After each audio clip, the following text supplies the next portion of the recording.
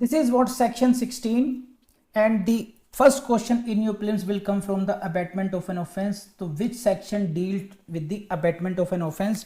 And if you see this, तो please see this, I will not explain this. सिर्फ और सिर्फ मैं आपको यही बताऊंगा कि section 16 deals with the abetment, otherwise it is the copy paste of section 107 IPC. उसमें सिर्फ क्या है, अबेटमेंट ऑफ ए थिंग है, और यहां पर डिफरेंस है abetment of an offence. Otherwise this section is same. तो मैं एक बार को क्विक झलक पढ़ूंगा आपके सामने, लेकिन एक्सप्लेन नहीं करूंगा क्योंकि मैंने 107 को बहुत अच्छे तरीके से समझा रखा है आप लोगों को, और आपको अबेटमेंट आता भी होगा, तो कोई पर्पज नहीं है इस सेक्शन को यहाँ पे डील करने का. अबेटमेंट का कॉन्सेप्ट मेनली आईपीसी का है, और वही के वही इसने दिया है उस तरीके से. See this is again was what, a person abets an offence first who instigates any person to do that offence. तो पहला जो फर्स्ट तरीका हुआ अबेटमेंट का वो इंस्टिगेशन हुआ, जैसा कि 107 की फर्स्ट क्लॉज में एज इट इज दिया हुआ है. Secondly, who engages in any conspiracy with one or more other person for the doing of that offence. Exactly वही है, एग्जैक्टली वही है, मैं स्किप कर रहा हूँ उसको. And thirdly, who intentionally aids, exactly 107 की ही लैंग्वेज है. एक्सप्लेनेशन 107 का एग्जैक्टली सेम है, इसलिए नो एक्सप्लेनेशन. एक्सप्लेनेशन 2 भी एग्जैक्टली सेम है 107 का आईपीसी का, इसलिए नहीं एक्सप्लेन करूंगा. 107 यहाँ पर जो एक्सप्लेनेशन थर्ड है, ये 107 में नहीं है, ये केवल सेक्शन 16 पोक्सो में ही है, इसलिए मैं इसको समझाता हूं आपको. This is basically to explain the point what is said to aid the doing of that thing. ये किस लिए है, बिकॉज ऑफ थर्डली में जो अबेटमेंट की जो सेक्शन 16 की जो थर्ड क्लॉज है, जिसको मैंने कहा कि 107 की थर्ड क्लॉज की कॉपी पेस्ट है, तो थर्ड जो मोड है अबेटमेंट का वो ये है, who intentionally aids by any act or illegal omission the doing of that offence. जो कोई व्यक्ति उस अपराध को करने के लिए सह आशय इंटेंशनली एड करता है, इंटेंशनली. तो this is what abetment by intentionally aiding. जो थर्ड वे है, जो तीसरा प्रकार है, थर्ड वे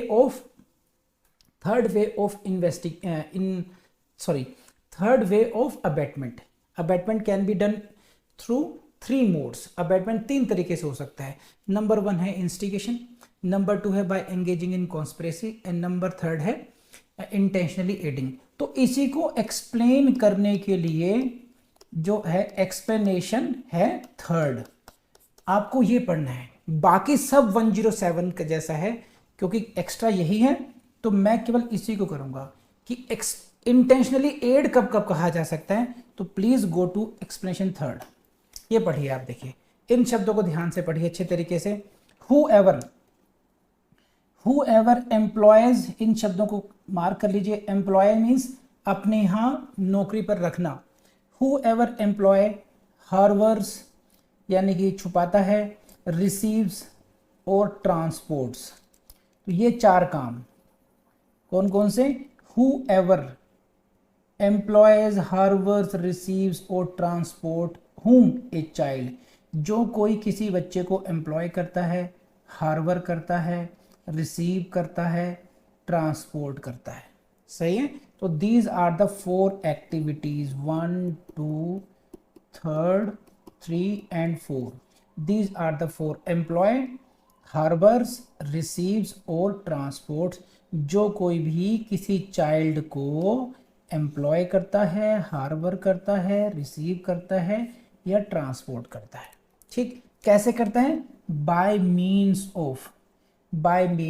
किस प्रकार से करता है, थ्रेट से करता है, धमका के करता है, यूज ऑफ फोर्स से करता है, और अदर फॉर्म ऑफ कोर्जन या किसी अन्य प्रकार की तरह से, एबडक्शन से, फ्रॉड से, डिसेप्शन से, एब्यूज ऑफ पावर, शक्ति के गलत इस्तेमाल, फ्रॉड यानी कपट, एबडक्शन यानी कि एबडक्शन ही कह सकते हैं उसको, आप जानते हो, किसी प्रकार का बल प्रयोग से, किसी प्रकार की धमकी से. तो वो ये करता है.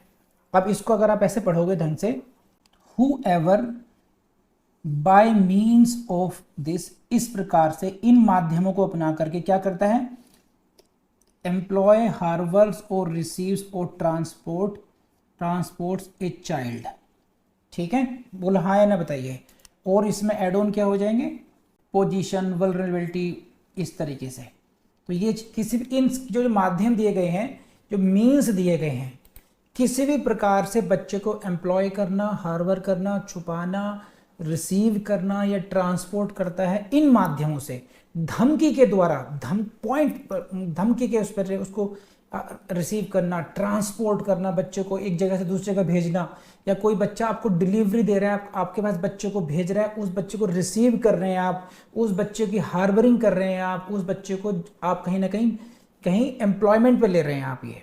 और उसके लिए, ऐसा करने के लिए आप क्या कर रहे हैं, आप एबडक्शन, वट एवर ये मीन्स आपके सामने बोर्ड पर हैं, रिपीट करने से कोई फायदा नहीं है, इस प्रकार से कर रहे हैं। एंड और एक मोड क्या है, यहां का पढ़िए वैसे, for the purposes of any offence of under this act he is said to the doing aid the doing of that थेट। और आप जो ये जो काम कर रहे हैं, 4 प्रकार के जो काम कर रहे हैं, ये जो आप काम कर रहे हैं, ये किस लिए कर रहे हैं, ये इसलिए कर रहे हैं, for the purpose of any offence.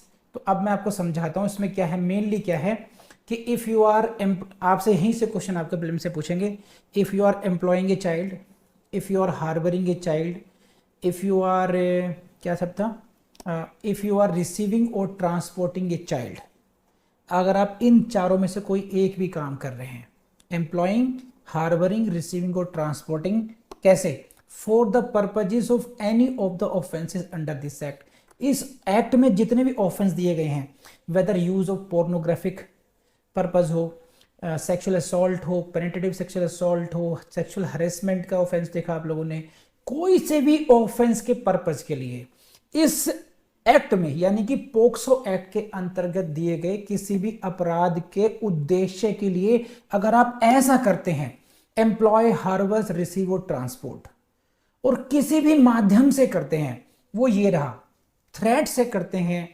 Fraud से करते हैं, डिसेप्शन से करते हैं, एबडक्शन से करते हैं, किसी प्रकार से करते हैं, मिसयूज ऑफ पावर से करते हैं, मिसयूज ऑफ पोजीशन से करते हैं, सामने वाले की वल्नरेबिलिटी के से करते हैं, उसकी दयनीय हालत है उससे करते हैं, या फिर दूसरा क्या है, गिविंग और रिसीविंग द पेमेंट, समझे, गिविंग और रिसीविंग द पेमेंट से करते हैं। इसको मैं दोबारा समझाऊंगा, इतनी मोटी मोटी बात समझिए, गिविंग और पेमेंट, देना लेन देन से करते हैं, तो ये कहा जाएगा आप क्या कर रहे हैं, इंटेंशनली एड कर रहे हैं। और इसका मतलब क्या हुआ, aiding through, abetment through aiding कहलाएगा। और इसको पढ़िए ऐसे,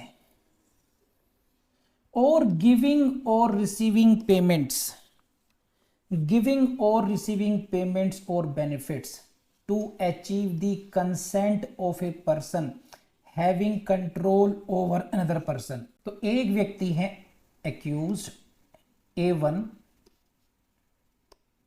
he is giving payment to B,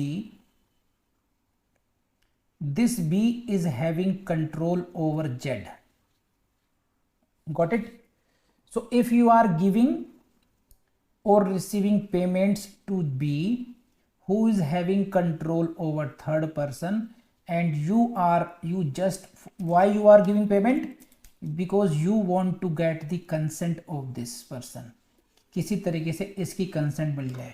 तो किसी भी, देखिए इसमें आपको इतना टेक्निकली इसमें नहीं जाना है, आपको मैं समझाता हूँ कि आप इसकी जो ब्रॉडर लेवल है वो देखिए कि किसी भी ट्रांजैक्शन में अगर आप डायरेक्टली किसी को थ्रेट करके उस बच्चे को लेकर के आ रहे हैं, या उस बच्चे का पिता, जैसे मान लीजिए कोई ऑफिसर है, ये हुआ ऑफिसर, इसका कंट्रोल है इसके सर्वेंट पर, सर्वेंट का बच्चा है, किड है, आप इस ऑफिसर को पेमेंट दे रहे हैं, ठीक है, टू गिव की, सो दैट कि वो बच्चे का एम्प्लॉयमेंट, बच्चे की हार्बरिंग, रिसीविंग, ट्रांसपोर्टिंग की कोई भी कुछ भी हो पाए, and this is the officer who is having control over the servant.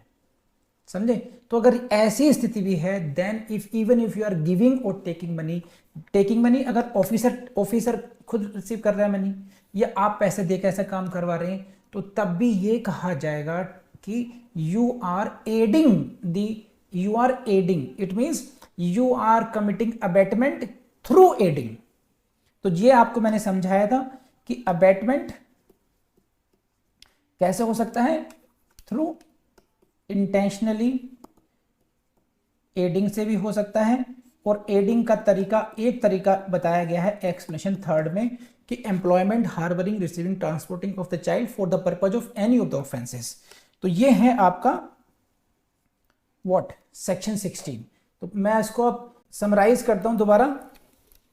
देखिए समराइज ये है, which section deals with the abatement of an offence under POCSO act, this is section 16 P4 prelims, यहां से क्वेश्चन आएगा। Secondly ये बताया कि जो सब कुछ कॉपी पेस्ट है, जो थर्ड मोड है, थर्डली किस प्रकार से है, ये इंटेंशनली एडिंग है। एंड इंटेंशनली एडिंग को समझाने के लिए there are two explanation second है एंड एक्सप्लेनेशन थर्ड है।